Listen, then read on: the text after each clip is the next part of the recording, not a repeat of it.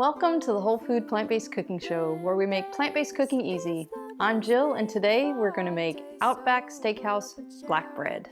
Grab a plate, 'cause it's the all-free whole food plant-based cooking show.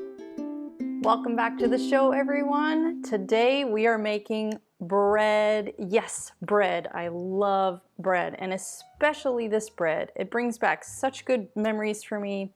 This is a bread that I'm basing off of the Outback Steakhouse Black Bread. You know those little teeny loaves they serve you before your meal, of course, with the little honey butter and stuff like that, and they're always so, it's just the most delicious bread. If you've never tried it, now you can. So today we are making that, and we're making it gluten-free and refined sugar-free. Super bonus. So if you know me, I usually use oats for almost all of my breads and baked goods, but today we're using buckwheat. And you may think, oh, that's wheat, that's still gluten. Buckwheat is not a glutinous grain or flour. I don't know why they call it buckwheat. Maybe it looks similar, but it's actually an herb. So if you look at it, it's these little triangular grains. They're just beautiful, and I just have a new love for them. So that's what we're using today. We're gonna get started. The oven is on 350. We're gonna start with our buckwheat. This is 1 cup of just regular buckwheat that we're going to put in the blender. And I've just got my little NutriBullet here because we don't need a big blender today. And we're gonna grind it into flour. But we're not gonna grind it super, super fine because we want to still have it a little bit grainy. So, 15 to 30 seconds. Today's show is brought to you in part by Nutrilicious. Nutritional yeast is an essential ingredient found in every modern-day plant-based kitchen that actually dates back to ancient Egyptian times. Nutrilicious nutritional yeast is a powerful superfood that is gluten-free, low in sodium, non-GMO, and 100% vegan. Nutrilicious is high in dietary fiber, pound for pound has more protein than beef, and is full of the cheesy flavor we crave. As a very special deal for our viewers, click the link in the card or in the description to save up to 55% off of your order. Okay, that is plenty. And if you want the complete ingredient list, we'll give you a printable recipe in the details below. So we're just going to pour that into the pan. Set that aside because we're going to use that again. Then we have 1 teaspoon of baking soda, 1 teaspoon of baking powder, 1/4 of a cup of cocoa. That gives it that delicious, rich flavor. And sometimes they put a little bit of coffee powder in there, but I find that the combination of the coffee powder and the buckwheat flour together is a little too bitter, so we're not going to use that. We're going to have 2 tablespoons of flax meal. And we're just going to stir this a little bit first. Stir our dry ingredients together. Just want to get it so that there's no baking soda or baking powder lumps in there. You could use a whisk to do that. That's probably would work a little bit better than this even, but okay. So now on to the wet ingredients. So I've got 2 cups of unsweetened soy milk, but you can use whatever plant milk you like. I would just stress that you get the unsweetened kind because there's all kinds of refined sugars hidden in those plant milks. And I'm only going to put about 1 cup in there just for the blending part.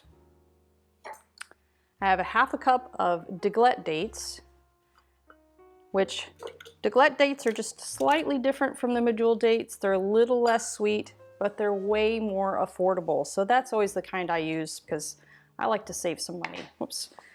And now we're going to put in 1 teaspoon of blackstrap molasses. So this is another plant-based sweetener that you can use. It's very similar to using the dates, but it has a more intense flavor, of course. You all know what molasses is, but you would need to get the blackstrap molasses because this is safe. It's got a low glycemic load, so your blood sugar doesn't spike, but it gives it that really delicious flavor. Okay, now we're gonna blend this until we get all of those dates pulverized. No little pieces. We want it completely pulverized.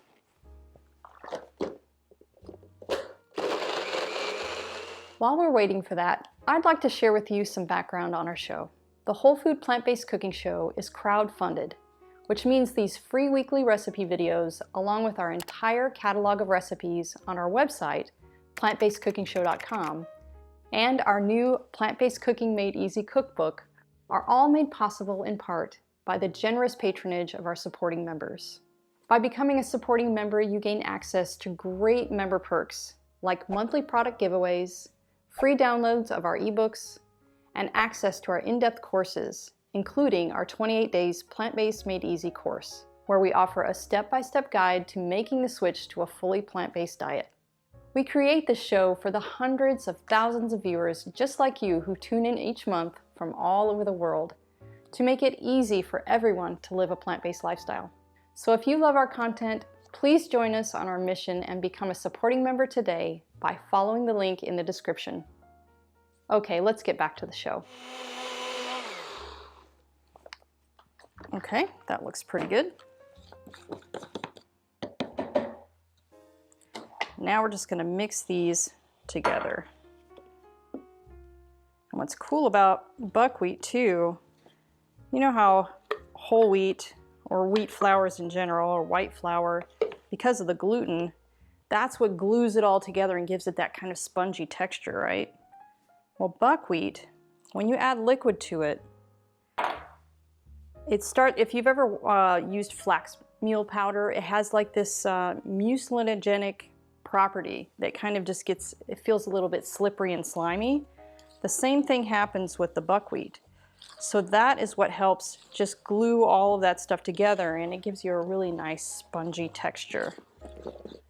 So now we're just going to mix this really well. And the mixture is a little bit liquidy. It's more like a cake batter. So if you think you're doing it wrong, you're not. And as it sits here and as you stir, it starts to thicken. And once it starts baking in the oven, it firms up really nicely. Okay, and if you can tell here, you can tell it almost it feels like it's got egg in it because it gets really, I don't know, what is that? It's kind of gummy feeling, but you can tell that it's thickening. Okay. So I've got here just a standard size loaf pan. This is a silicone loaf pan because I love it. They're easy to pop out and never pulls out chunks of your bread, and you don't have to oil it. So we're just going to pour that in there. And it's not really necessary to have it on a little pan like this. It's just that these particular silicone pans are a little bit too flexible.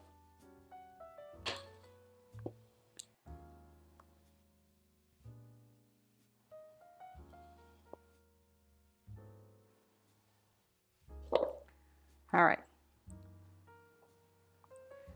So we just shake it a little bit so it smooths everything out, and then we're going to pop it in the oven and get this guy baking.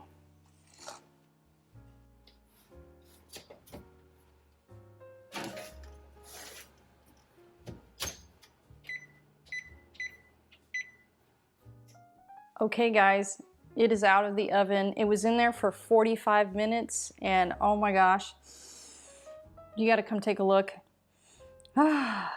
It smells so good. I can't wait to dig in. I'm gonna let this cool off for anywhere from about 10 to 15 minutes, and then I'll meet you at the table for a taste. Oh, my favorite part. It's nice and cool now. Oh, I can tell the texture is just absolutely perfect. Whoa, look at that. Oh, it smells so good.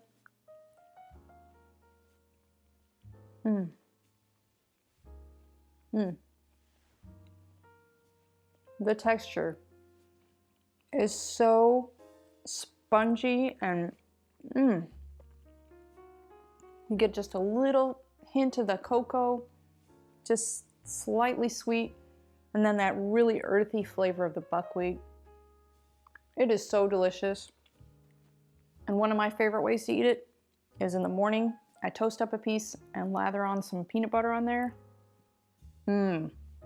Awesome. So give this a like, guys, and I'll see you next week for another great recipe.